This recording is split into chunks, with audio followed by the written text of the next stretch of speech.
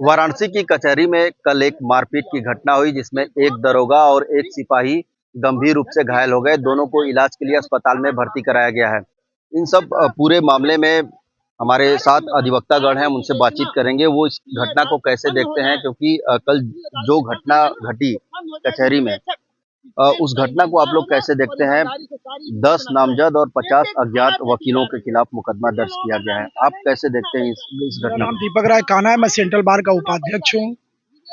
घटना वकील के साथ भी पिछले कई महीनों से हो रहे थे, अनिंदनीय तरीके से हो रहे थे। अभी पिछले 2-3 दिन पहले रथ यात्रा चौराहे पे, आप लोगों को जानकारी होगी, वाराणसी के रथ यात्रा चौराहे पे एक सम्मानित अधिवक्ता के साथ पुलिस की बड़ी बर्बरता हुई, जिसमें आंख ब्लाइंड होने तक की संभावना थी और हाथ भी तोड़ दिए गए। गलती क्या थी? हम माता का दर्शन करके पत्नी के साथ एक पानी भरा हुआ था, दूसरे रास्ते के जाने का प्रयास किया। अगर हम उस समय गलत थे तो हमारा चालान कटना चाहिए था। संवैधानिक दृष्टिकोण से हमको जो भी पनिश करते, गाड़ी का सीज करना, तमाम उनके पास रास्ते थे। क्या हाथ उठाना? हम हेलमेट लगाए हैं, चश्मा पावर का लगा, इस तरह से मारा गया कि मेरे हेलमेट के शीशे और मेरे आंख के चश्मे फूटकर मेरे आंखों में चले गए। 6 टाका लगा है। इस मीडिया के माध्यम से बताने, आज उनको तकलीफ क्यों हो रही है? हमारे तकलीफ पिछले कई महीनों से वकीलों के साथ बर्बरताएं हो रही हैं, और ऐसी ऐसी घटना कि जो मैं आपको बताने लायक नहीं हूं। फिर भी हमारे बार के सहयोग से, अन्य पदाधिकारियों के सहयोग से सामंजस्य स्थापित करने की बात हो रही है। कल की घटना की बात की जाए तो कल की घटना कहीं वकील से थी ही नहीं। बाबू और पुलिस के झगड़े थे। उसको वकील, क्योंकि शिव प्रताप सिंह के मामले में 15 घंटे का समय दिया गया था कि गिरफ्तारी पुलिस की सुनिश्चित की जाएगी, उसके रंजिशन इस घटना को जोड़ दिया गया। और जो फुटेज में दिख रहा है उसके अकॉर्डिंग भी एफआईआर नहीं है। उस फुटेज में कहीं असलहा, कोई धारदार हथियार नहीं है, जो हमारे 10 भाइयों और अज्ञात लोगों पर एफआईआर पंजीकृत कर दिया गया। ये अनर्गल है, ये गलत है। मैं इसका घोर निंदा इस एफआईआर का करता हूं। अगर आप सभी लोग, जितने लोग भी उत्तर प्रदेश के उच्चाधिकारी हैं, मैं आप लोगों से यही निवेदन करता हूं कि एक एसआईटी की गठन करें। इस घटना को नजदीक से, शुरू से लेकर अंत तक जानने का प्रयास करें कि घटना होने का कारण क्या है। अगर वाकई में हमारी कहीं से दुर्व्यवहार रही हो, हम ज्यादा जाते हैं, हम लोगों से ज्यादा मिलते हैं, थानों से, पुलिस, उच्चाधिकारी, यहाँ भी हम लोग कभी नहीं झगड़ा होता है। क्यों उस स्टैंडर्ड पे हमारे झगड़े होते हैं? क्योंकि कहीं ना कहीं वो, हम उच्चाधिकारी के पास जाते हैं, उनका बिहेवियर तो नहीं खराब है हमारे प्रति, वो तो हमारे साथ हम कदम से कदम मिला के चलते। लेकिन नीचे लेवल पे उस स्टैंडर्ड पे हमारी अपमानित करने का, मर्यादित होने का प्रयास बार बार वकीलों के साथ, ये घटना पिछले कई महीनों से चल रही है। ये तो मतलब इस घटना की हम क्या बताएं कि पुलिस किस तरीके से अपने आप को समझ रही है, ये मैं कहने की स्थिति में नहीं हूँ। मैं पूर्ण रूप से अधिवक्ता परिवार का उपाध्यक्ष होने के नाते मैं पुलिस प्रशासन से यही आग्रह निवेदन करना चाहूंगा कि अगर उनका एफआईआर आपने लिखा है तो मेरी एफआईआर लिखी जाए, अन्यथा एसआईटी की गठन कर इनका अंतिम विकल्प, आपके पास शुरू से लेकर झगड़ा होने का कारण, अंतिम कारण क्या है, उस पर प्रकाश डालते हुए सार्वजनिक किया जाना चाहिए। क्योंकि एक फुटेज वीडियो चला करके अधिवक्ता के समूह को मारते हुए दिखा करके आप क्या बताना चाह रहे हैं? उसमें दिए गए तहरीर से और वीडियो में बड़ा अंतर है। उस वीडियो में कहीं असलहा और कोई धारदार हथियार और कोई बड़े सेक्शन की बात नहीं है। मारपीट की हुई है और बड़े बड़े धाराओं में मुकदमा पंजीकृत कर हमारे भाई को डराने का काम कर रही है। मैं बार का उपाध्यक्ष होने के नाते मैं बताना चाहता हूं कि हम डरने वाले नहीं हैं। हम आपसे झगड़ा भी नहीं करेंगे, लेकिन जो संवैधानिक ढंग से होगा हम उस पर आपसे बात करने के लिए बाध्य होंगे। हमारे बार के पदाधिकारी लगातार मीटिंग कर रहे हैं और आपको हमारे चीजों पे बाध्य होना पड़ेगा। कल जिलाधिकारी खुद मौके पे थे, उन्होंने पूरा मोर्चा संभाला हुआ था। आप लोगों की बैठक भी चल रही है, कल भी हुआ है। और हम खुद, मैं आपको बता दूं कि अधिवक्ता को बार बार असामाजिक शब्दों का संबोधन पुलिस प्रशासन द्वारा किया जा रहा है। हम कहीं से असामाजिक नहीं है, ना अराजक हैं। अगर हम अधिवक्ता हैं, बार के पदाधिकारी हैं, तो हम खुद चाहते हैं कि हमारे आपके द्वारा झगड़े न हो, हमारे द्वारा ऐसा कोई भी कृत्य न हो, झगड़ा न हो जिससे आप प्रभावित हो। क्योंकि कानून के हिस्से आप भी ये माने जाते हैं। न्याय व्यवस्था, न्यायपालिका में आपका भी आधार है। लेकिन बार बार हमको अराजक करना, हमारे साथ उत्पीड़न करना, बर्बरता करना, ये रवैया पुलिस की ठीक नहीं है। वाराणसी पुलिस एसएसपी जब होते थे, हमारे बार के अध्यक्ष महामंत्री के बीच में बैठ करके बात करते थे कि वाराणसी जिले को कैसे चलाया जाए। आज वो पुलिसिंग कहाँ चली गई? कमिश्नरेट आ जाने की वजह से क्या पुलिस जनता और वकील पे अनर्गल तरीके से वारदात करेगी? अन्य जिले में आप चले जाइए, गाजीपुर का उपाध्याय का हत्या होना क्या क्या दर्शाता है? कि पुलिस ही न्याय की अंतिम कड़ी हो गई। अरे आप हमारा काम करिए चाहे मत करिए, लेकिन हमें अपमानित मत करिए, हमें अमर्यादित मत होने दीजिए। आप हमें सम्मान नहीं दे सकते तो हमें गाली मत दीजिए। आप सम्मानित ढंग से रहिए और सम्मानित ढंग से रहने दीजिए। चलिए, कुछ और लोग भी हैं, हम उनसे भी बातचीत करेंगे। क्या लगता है आपको, कैसे इस घटना को देखते हैं? क्या पुलिस की पिटाई करना जायज था? देखिए, पहले की बात की पुलिस से तो झगड़ा हुआ नहीं। झगड़ा तो पुलिस और बाबू के बीच हुआ। अधिवक्ता समाज वहां था, बचाव में गया, वहां पर उससे दूसरा तूल दे दिया गया। मामला देखिए, हम आपको बता दें कि भेलूपुर में जो अधिवक्ता श्री प्रताप सिंह को पुलिस द्वारा पीटा गया था, जिसमें अधिवक्ताओं ने उनकी गिरफ्तारी की मांग की, जिन्होंने 15 घंटे का अल्टीमेटम दिया था, 15 घंटे में हम गिरफ्तार करा देंगे। उस मामले को तूल न पकड़े, उस मामले को डाइवर्ट करने के लिए ये सब साजिश रची गई है। साजिश रची गई है। कुछ और लोग भी हमारे साथ, हम उनसे भी बातचीत करेंगे। कल जो मारपीट की घटना हुई, एक दरोगा एक सिपाही गंभीर रूप से घायल हो गया, उसे अस्पताल में इलाज के लिए भर्ती कराया गया। इस पूरे घटना को आप कैसे देखते हैं? किस वजह से ये घटना घटी? देखिए, मैं घटना का कहीं से भी उसको समर्थन नहीं करता। गांधी का देश है, सभी इस देश के नागरिक आपस में भाई भाई हैं। तो ये कोई तालिबानी नहीं थे जिनको मारा जाए पीटा जाए, लेकिन ये जो पुलिस के भ्रष्ट तंत्र पे जो एक आक्रोश था वकीलों का, जो लगातार जो यंगस्टर्स हमारे हैं, देखिए उसमें कोई भी आप देखिए 10 जो नामजद हैं, सब बेचारे 2 साल के प्रैक्टिशनर, 3 साल के प्रैक्टिशनर, अभी एकदम टोटल कोई भी मैच्योर एडवोकेट उसमें शामिल नहीं था। हमारे जैसा कोई पका दाढ़ी का उसमें दिखा दीजिए जो उस घटना में शामिल रहा हो। लेकिन वो घटना मात्र हुई है एक स्वाभाविक, जब आपने एक वकील को मार के हाथ तोड़ दिया, वो भी ऐसा वकील जिसका कभी किसी से पिछले 20-25 साल में कभी किसी से झगड़ा नहीं हुआ था, मार के हाथ तोड़ दिया, आंख में फोड़ दिया, 60 टाके लगे, उसके बीबी के सामने महज उसका घर 2 बीघे का बंगला, उसकी हैसियत इतनी थी कि सामने रथ यात्रा चौराहे के सामने उसका 2 बीघे का बंगला है, और वो कहता था साहब मेरा सामने घर है, मुझे जाने दीजिए। और वहां उसके बीबी के सामने वो लक्ष्मी जी का दर्शन करके आ रहा था, और ब्रूटल तरीके से आपने उसको मारा। और देखिए क्या खेल हुआ, आपने उस कन्वर्सेशन का तो वीडियो बनाया जो वकील साहब से हुआ, और वकील साहब का पीटते हुए वीडियो नहीं बनाया। क्यों उसको वायरल नहीं करते हैं? तो इस तरह से तमाम शिवपुर थाने पे मैं विटनेस हूं, तमाम जहां पे भी वकील पीटे जा रहे हैं। अब वकील को कोई गाली दे दिया तो गाली देते हुए वो अपना वीडियो नहीं बनाएंगे, लेकिन वकील जब रिएक्ट करके काउंटर में गाली देगा, भाई निश्चित रूप से एक वकील के पास भी एक ड्रेस है, वो कानून का जानकार है, वो भी जानता है कि आप भी कानून हाथ में नहीं ले सकते, हम भी नहीं ले सकते। किसी कानून में नहीं लिखा है कि आप हमको किसी अपराध के लिए पीट देंगे। न्यायपालिका बनी हुई, आप हमको चार्ज बनाएंगे, आरोपित करेंगे और ट्रायल हम फेस करेंगे, वहां हमको ले जाएंगे। लेकिन आप वहीं दनादन देना शुरू कर देते हैं, गरियाना शुरू कर देते हैं। तो काउंटर में जब वकील गाली देता है तो उसका वीडियो बना लेते हैं, और वीडियो बना के उसको पीटते हैं, और ऊपर अधिकारी से कहते हैं, एसएसपी से कहते हैं कि साहब ये देखिए गाली दे रहा था, ये देखिए गाली दे रहा था। उसके पहले तुमने जो माचिस मारा था उसकी बात तुम नहीं करते हो। ये जो कल की घटना हुई निश्चित रूप से निंदनीय है, शर्मनाक है।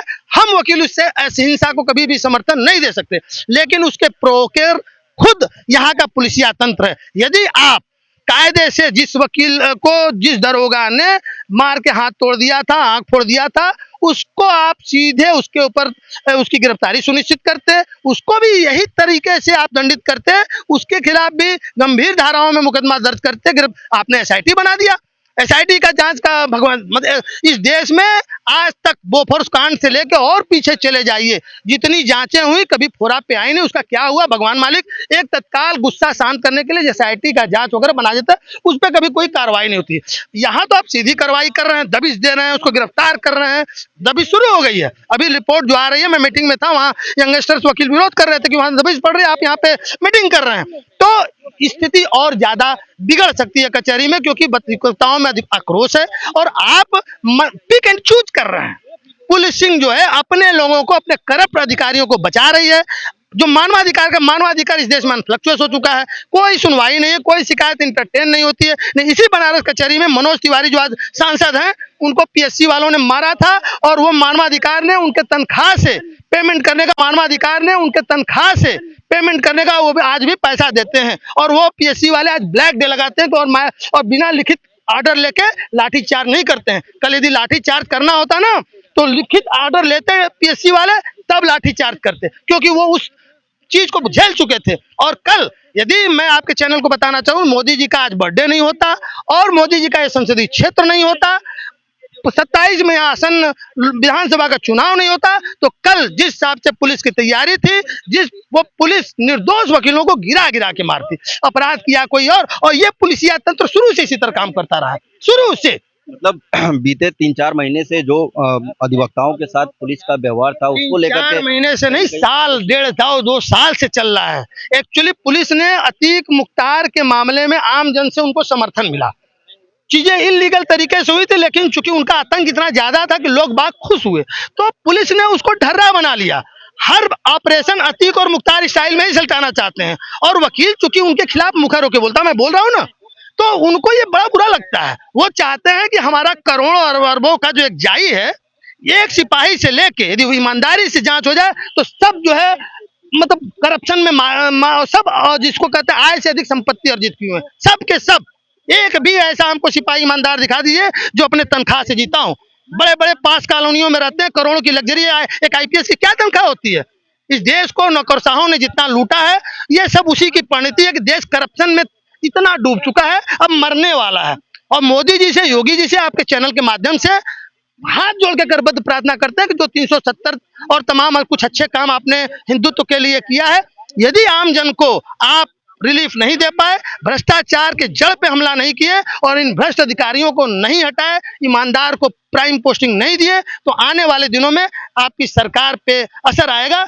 मैं तो कोई बहुत बड़ा आदमी, मैं एक छोटा सा एक सामान्य वोटर हूं, लेकिन क्योंकि मैं भाजपा को वोट देता रहा हूं और मेरी पीड़ा ये है, मैं मोदी का जन्मदिन मनाता था, मैं आज नहीं मना रहा हूं। क्यों? क्योंकि ये भ्रष्ट अधिकारी और तमाम लोग जो इस प्रकार के करप्ट हैं आज सत्ता में हावी हो गए हैं। सत्ता के दलाल पूरे ऐसे लोगों को प्रश्रय दिए हुए हैं जिसके चलते इस प्रकार की घटनाएं हो रही हैं, नहीं तो इस प्रकार की घटनाओं से बचा जा सकता था। कल जिलाधिकारी खुद मौके पर पहुंचे थे, मोर्चा संभाला था, आपके बार काउंसिल के जो पदाधिकारी थे उनके साथ लंबे वक्त तक बैठक भी हुई। बार काउंसिल के लोगों का ये भी कहना था कि हम प्रशासन का पूरा सहयोग करेंगे।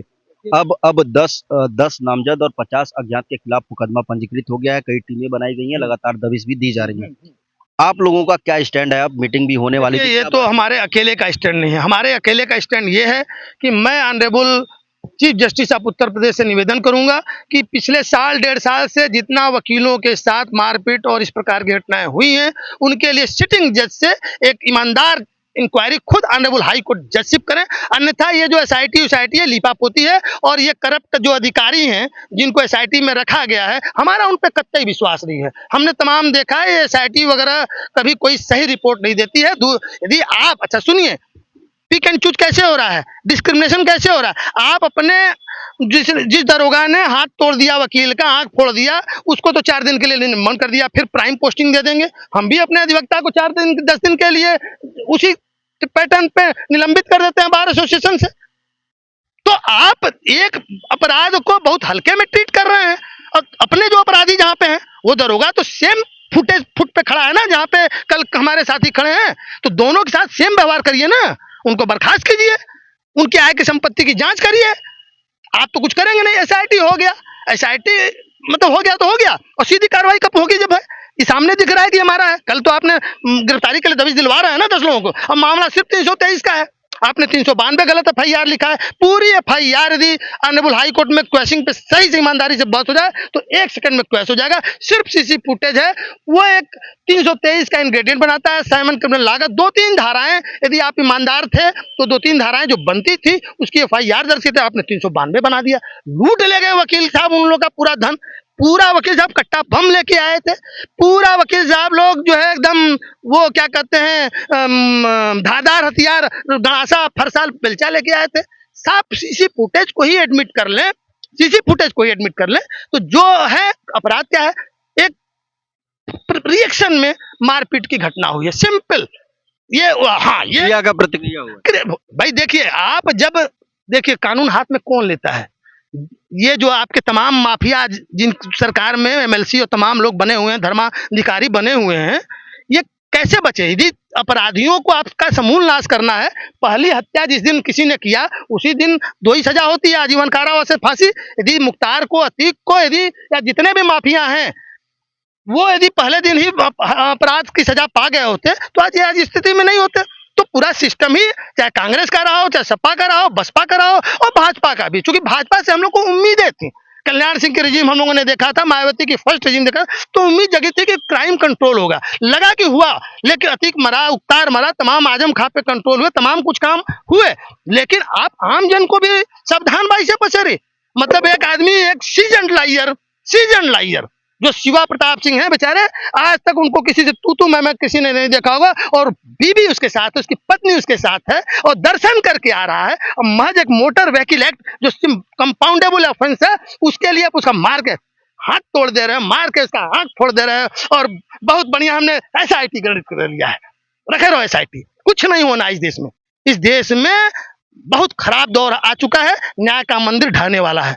50 कोर्टें हैं, मात्र 30 वो अलग विषय है, पूरा जुडिशियल कोलैप्स में हम लोग हैं, और उसके लिए आपने CRPC चेंज कर दिया, IPC चेंज कर दिया, धाराएं बदल दी, 4 नौकरशाहों से मिलकर आपने IPC CRPC बदल दी, पूरा बोझा हो गया है, वकील भी परेशान, जज भी परेशान। तो आपको मालूम नहीं है, चेहरे पे गंदगी और शीशा साफ कर रहे हैं आप, तो इससे नहीं होगा। मोदी जी, योगी जी यदि कुछ करेंगे तो ठीक है, नहीं तो जो होता है, जनता में आक्रोश है, पुलिस के खिलाफ विद्रोह है, तहसील कर्मियों के खिलाफ विद्रोह, हर आदमी, मतलब भाजपा के लोग रो रहे हैं भैया, भाजपा को जो एकदम कैडर है, आप सोहर गवा के वोट कितना दिन लेंगे? 10 युवा अधिवक्ता हैं, ज़्यादा से ज़्यादा उसमें युवा अधिवक्ता हैं जिनके खिलाफ नामजद FIR हुआ है। अब आप लोग आगे क्या चाहते हैं?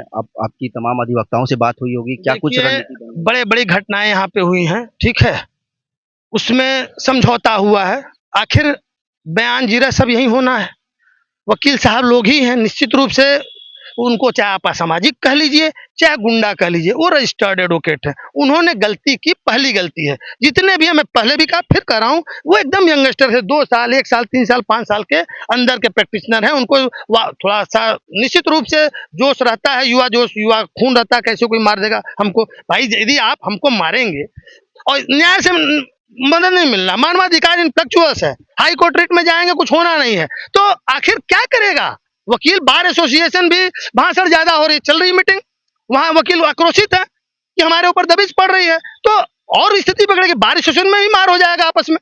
तो वास्तव में न्याय का मंदिर बचाना है तो पुलिस भी सुधरे, पुलिस को 90% सुधरना है, वकील में 10% अभी गंदगी है, वकीलों में 10% गलत लोग आ गए हैं, मैं स्वीकार करता हूं, लेकिन पुलिस में 90% भ्रष्ट हैं, इनको कौन सुधारेगा? और मैं आपको ये कह के जा रहा हूं कि हम तो सुधर जाएंगे, इन पुलिस वालों को कौन सुधारेगा इस देश में? बिल्ली के गले में घंटी कौन बांधेगा जो निरंकुश और तानाशाह और एकदम मनमाने पे बांधिए, किसी तरह उनको बाय दिस वे और that way, only money, only money, only money. चलिए, बहुत शुक्रिया बातचीत के लिए। तो आप देखें जिस तरीके से कल 10 नामजद और 50 अज्ञात के खिलाफ मुकदमा पंजीकृत हुआ है, उससे कहीं न कहीं जो वकील हैं उनमें आक्रोश देखने को मिल रहा है। फिलहाल देखने वाली बात होगी कि इस पूरे मामले में और क्या कुछ नया निकल कर आता है और कब तक इस पूरे मामले में जो आरोपी वकील हैं उनकी गिरफ्तारी होती है। वाराणसी से विनीत श्रीवास्तव, भारत समाचार।